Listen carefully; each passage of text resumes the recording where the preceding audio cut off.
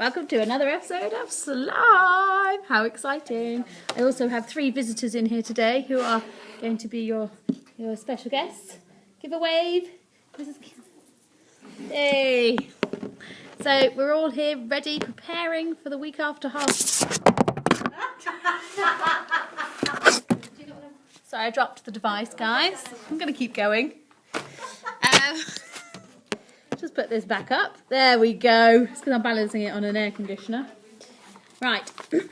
Cats were Aunt Greta's only friends. The lady didn't like people. She didn't trust them. Even though Ned was her nephew, she never ever saw him or her niece Jemima, or even her younger sister, their mother. That is because Greta had come into a large inheritance from a long-lost relative. It was millions upon millions upon millions. And greed wasn't sharing a penny of it with anybody. There was a huge sign outside the castle that read, "Trespassers will be eaten by cats." If this wasn't enough to put you off trying to get in, then the lack of a drawbridge over the moat might. Years ago, Aunt Greta Greed burned it, and it sank into the water below. With no drawbridge to the castle, nobody could come near. Greed would be left all alone with her riches, and of course her cats. These pampered creatures sported sparkling diamond-encrusted collars, devoured caviar, fish eggs, which might not sound expensive, but which are hideously so, and slept on silk sheets in 4-poster beds. In the event of her death, Aunt Greta was planning to leave Kitty Litter Castle and all its contents to, you've guessed it, her cats. There were times when those close to Aunt Greta begged for her to help them, for a morsel of food, for somewhere to sleep for the night, for a penny to help anybody, even those in desperate need. Even Ned, when he needed some new tyres for his wheelchair, had been spurned by his wicked aunt, as were all the children of the island. One day, a group of children plucked up the courage to ask, "Please may we play a game of football on one of the fields you own?" Without a word to them, Aunt Greta set her 101 cats on the children. "Tiddles, attack!" "Meow, hiss, scratch!" Needless to say, the children never asked again, but they never forgot her cruelty, and neither did Ned. Chapter 25. A swarming sea of cats. The slime flying saucer, or USO, unidentified sliming object, spun through the sky. It spun so fast that poor Ned couldn't hold on any longer. One by one, Ned could feel his fingers lose their grip. As the USO flew over Kitty Litter Castle, the boy felt himself flying through the air. "Ah!" he screamed. Slime chased after him, but Ned was spinning so fast it couldn't catch him. He tumbled through the air into the castle's moat. Splosh! There's the castle in the moat. The boy sank deep under the water. He couldn't swim. Unless Slime did something and fast, Ned would be no more. Slime dived down into the moat and came back up as some kind of sea monster with a soaked Ned riding on its back. Needless to say, as it was wet, the monster was slippery too. Ned couldn't hold on. "Whoa!" he cried as he slid down the monster's back.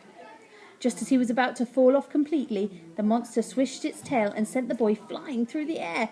Whoosh! Wow! Ned flew straight over the wall of the castle. Ah! Below him, Ned could see the castle courtyard getting nearer and nearer. It was a swarming sea of cats. Cats of every size and colour. Black cats, white cats, ginger cats, grey cats, red cats, blue cats, even one of those weird baldy cats. Any moment now, the boy was going to land right on top of them. "Help!" he screamed. "Cats!" Chapter 26. Eaten alive. As Ned tumbled through the air, he shut his eyes tight. The boy was about to be eaten alive by 101 cats. However, what Ned didn't see was that slime was arching up from the moat to form a bouncy castle beneath them. A bouncy castle made of slime. This slouchy castle landed right on top of the cats. Meow, meow, hiss, hiss, hiss. Ned landed in the dead centre of the slouchy castle. Boing! Only to find himself flying back up into the air. Whoosh! Back over the wall, heading straight for the moat again. If you can, pause the video so you can have a look at the diagram of the castle and Ned flying over the castle. Once Ned had been plucked from the murky depths, Slime turned himself into a ladder. A sladder. A sladder seemed like a perfect way to get over the castle wall. That was until the boy actually attempted to haul himself up with his arms. It was so wet and slippery he slid straight back into the moat. Splosh! Eventually, after much discussion between Ned and his slimy friend, a solution was found. It was so simple it was brilliant. The boy would be shot out of a slime cannon, or slannon, and land on top of Kitty Litter Castle. So, on the count of 3, 1, 2, 3, slime blasted Ned up into the air. Bang! Whoosh! Over the wall of the castle. Whoosh! Over the courtyard of cats. Whoosh! Over the other wall of the castle. Whoosh! Crash landing in the moat on the far side. Splosh! No! Slime translimed back into the sea monster and plunged down into the depths of the moat to save his friend. Once back on dry land, the boy wailed, "This is impossible!" "Nothing is impossible," replied Slime. "Getting to Aunt Greta's castle is..." "Yes, apart from that, obviously." "Obviously." The pair thought for a moment. "There must be some way over the wall and past those cats," said Ned. "What do cats hate?" asked Slime. "Dogs." "Then a dog I shall be."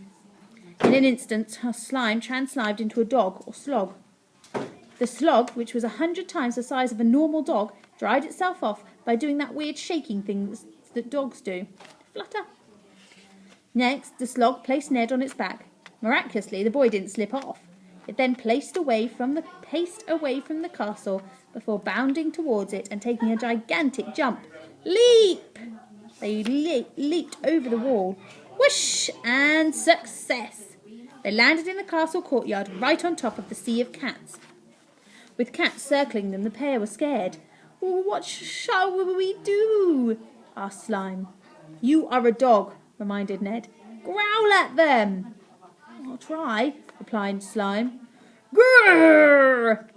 Aunt Greta's cats were not easily scared. In fact, they actually laughed at this pitiful display. "Meow, how, how, how, how, how, how." "Oh no," said Ned.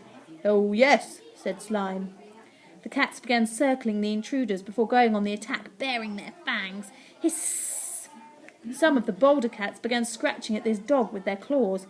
Meow! Hiss! Swipe! Scratch! Ned and Slime cowered in a corner. They cowered so far in the corner that in no time the pair were nothing more than a gooey mess. "Oh no!" exclaimed Slime. "Oh yes!" exclaimed Ned. "Looks like the end." "Certainly does. There are just so many of them." "How many?" asked Slime. "I can't count them all. They keep moving around." Still Aunt Greta's army of cats hissed and swiped with their claws. Meow! Hiss! Swipe! Scratch! "If they aren't scared of dogs, there must be something else they are frightened of," reasoned Ned. "But what?" The cats were pouring nearer and nearer. "Stop! Stop! Stop!" "Water!" exclaimed the boy. "Of course!" agreed Slime. "Slime, become a raging sea, now!" Slime did just as his friends asked.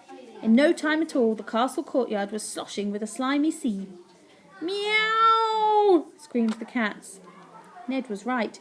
The cats were scared of water. In fact, they were terrified. The monstrous moggies were now leaping onto anything floating on the surface of the slimy sea. Chairs, tables, other cats. Meow! Ned, who was body surfing on a wooden tray, spied an open window on the wall. "Through here, Slime," he called out.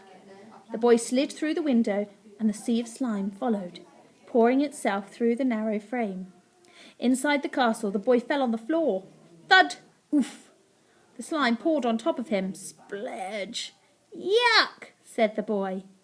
Ned looked around. He was inside the biggest room he'd ever been in his life. It was a picture of opulence. Oil paintings, priceless antiques, crystal chandeliers hanging from the ceiling. It was a world away from the humble cottage where he lived. "Who goes there?" demanded a voice. It was Ned's aunt, Greta Greed. The lady was standing right over them, dripping with jewels and holding a particularly fearsome cat in her arms. Hiss! Okay, we're going to have to stop there for today. Have a lovely half-term, everyone. Enjoy the sunshine as much as you can, and I can't wait to see all your finished pieces of writing. So exciting. We'll carry on after half-term with chapter 27, A Cat as Big as a Bear. Bye-bye.